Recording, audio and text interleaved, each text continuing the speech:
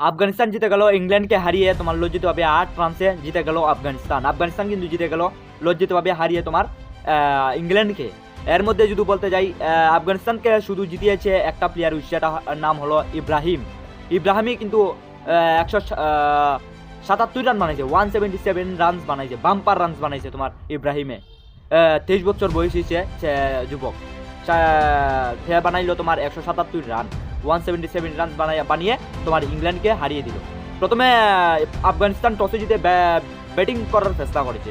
তোমার আফগানিস্তান ব্যাটিং করতে নেমেছে, ব্যাটিং করে নেমে 325 রান বানিয়েছে।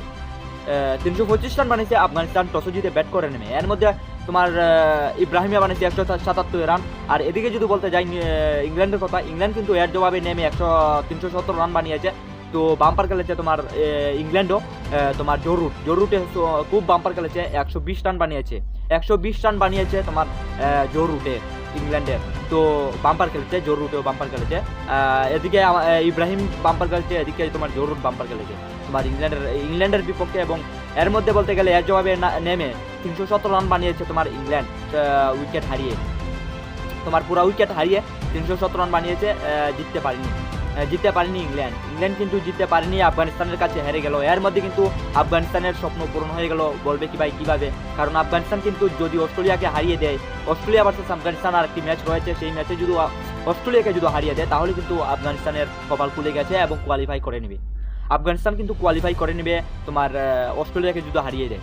এখন কিন্তু প্রথমে কিন্তু আফগানিস্তান হেরে গেল সাউথ আফ্রিকার কাছে এবং ইংল্যান্ডকে কিন্তু হারিয়ে দিল আফগানিস্তান। আর এদিকে যদি অস্ট্রেলিয়াকে হারিয়ে দেয় আফগানিস্তান, তাহলে কিন্তু আফগানিস্তান কোয়ালিফাই করে ফেলবে, আফগানিস্তান।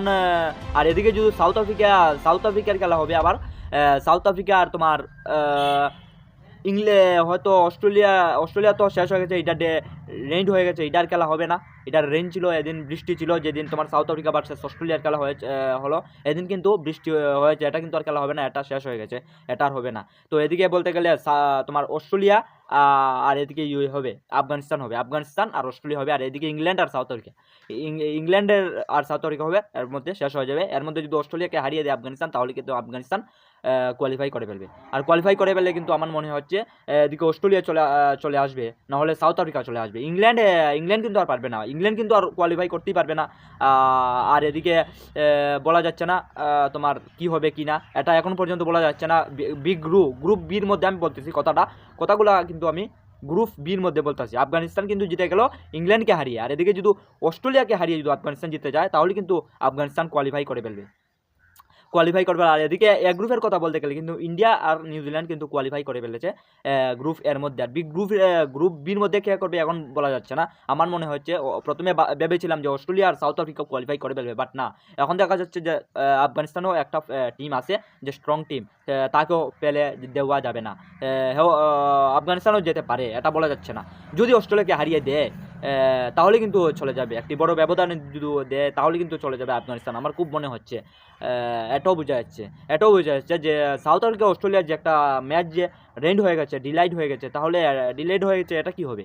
এটার মধ্যে একটা কোনো কিছু হবে আমার মনে হচ্ছে। তো দেখা যাক, তিনটা টিমের মধ্যে বিগ গ্রুপের মধ্যে কিন্তু 3টা টিম রয়েছে, আর কারণ 4টা টিম নেই, কারণ 4টা টিমের মধ্যে একটা টিম কিন্তু ইংল্যান্ড, যাকে বলা হয়, তো ইংল্যান্ডকে কিন্তু সরিয়ে দেওয়া হয়েছে। ইংল্যান্ড কিন্তু আর তোমার কোয়ালিফাই করতে পারবে না, এটা কনফার্ম হয়ে গেছে। আর এদিকে সাউথ আফ্রিকা, অস্ট্রেলিয়া আর আফগানিস্তান, তারা 3জনের মাঝে 2টা কোয়ালিফাই করতে পারবে। তো দেখা যাক কী হয়। অস্ট্রেলিয়া ভার্সেস আফগানিস্তান যখন ম্যাচ হবে তখনই বোঝা যাবে কোয়ালিফাই কে করবে কে না করবে। তো এখানে আমি ভিডিও শেষ করছি, আর বেশি কিছু বলছি না। যদি আপনার কিছু বলার থাকে তো কমেন্ট বক্সে বলতে পারেন। আর যদি কিছু আপনারা যদি নতুন হয়ে থাকে একটা সাবস্ক্রাইব করে দেবেন ইউটিউব থেকে দেখে থাকলে, আর যদি ফেসবুক থেকে দেখে থাকেন একটা ফলো করে দেবেন প্লিজ, দয়া করে।